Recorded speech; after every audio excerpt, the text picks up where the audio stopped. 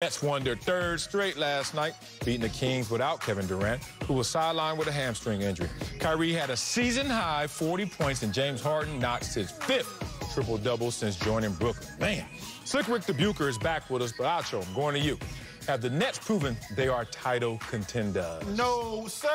Now, the Nets are making a lot of noise. They're making a lot of noise. I respect it. I've been catching them in their last several games now that the Super Bowl is over. Your boy doesn't have to serve two masters, the NFL, the NBA. Yeah. Now, while I have realized that the Nets are putting up a ton of points, I've also realized the Nets are allowing a ton of points. When their big three plays, they allow 121 points a game. Where does that rank in the NBA?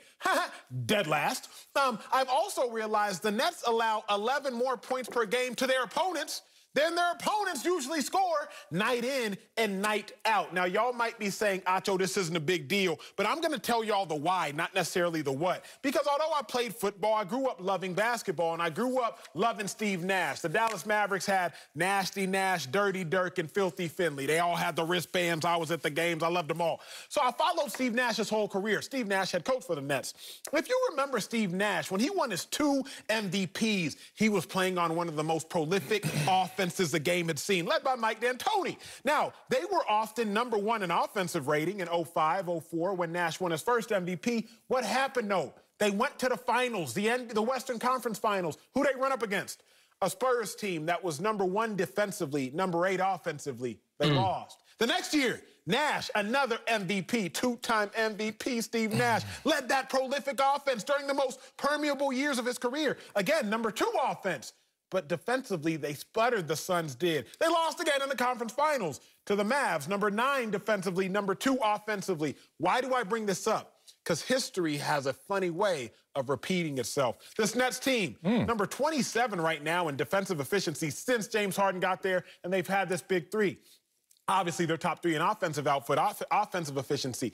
It goes great in the regular season. It went great for Steve Nash, who's now the head coach as a player, 2-time MVP. But sooner or later, you run up against big dogs in the playoffs, and the team that has a better defense plus a competent offense, that will always be the team that wins. Very well said, Acho. No, they have not proved that they are title contenders. Oh, my. Have they proved that they're one of the better teams in the league? Absolutely. One of the most dynamic? Without question. But to contend means, and I'm going to read directly from the dictionary explanation, engage in a competition or campaign in order to win or achieve something.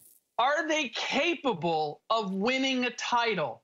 Not with the 24th best defensive rating in the league. Sometimes points can be because of the way you play, but defensive rating takes everything into account, and there has never been a champion that has been rated that poorly defensively. Now, I'm guessing that Marcellus, if he's going to go the other direction, is going to suggest, but yeah, but look at their look at how they've done against the top teams. They've demonstrated that they can beat the top teams. Yep. 9-3, best record against teams above 500. I'm jumping ahead, but I want to kill this before you get going, Marcellus. I got more notes. Slick. You know I got nuggets. So if we look at the best team against teams above 500 last year, Marcellus, do you have any idea who that was? I'll tell you.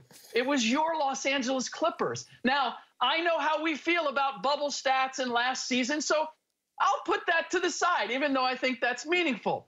You know who had the best record against teams above 500 the year before? Who? That was the Milwaukee Bucks. Oh, man. How many titles do they have? So that idea that they can beat the best teams in the regular season is not an indicator that they can beat the best teams in the postseason. Right now, defensively, they haven't proved that they have what it takes, and that's why they haven't proved that they're title contenders. Slick. Try to go out there with that whole 8 Mile and try to talk. He tried to come at me, B-Rabbit. Get out of here with that. What's better than a great defense? A better offense. Slick, you try to steal some of my thunder, but I got more. The #1 scoring offense, the Brooklyn Nets, and the #1 ranked field goal percentage team in the NBA, the Brooklyn Nets, find themselves in good company.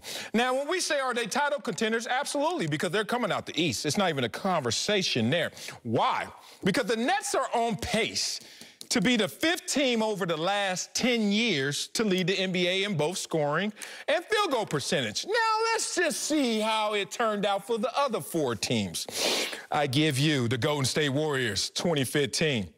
Won the NBA Finals. I give you the Golden State Warriors, 2015-2016. Lost the NBA Finals. I give you the Golden State Warriors, 2017. Won the NBA Finals. I give you the Golden State Warriors, 2017-2018. Won the NBA Finals. Y'all need to stop playing with me and stop playing with this team. Only Thanos can beat these Avengers. And last time I checked, LeBron ain't Thanos because he ain't got 6 Infinity Stones. He only got 4. So unless MJ gonna come out of retirement for the 4th or 5th time, it ain't happening. Brooklyn Nets, book them. They coming out the East. Now, before we head to break, make sure to enter the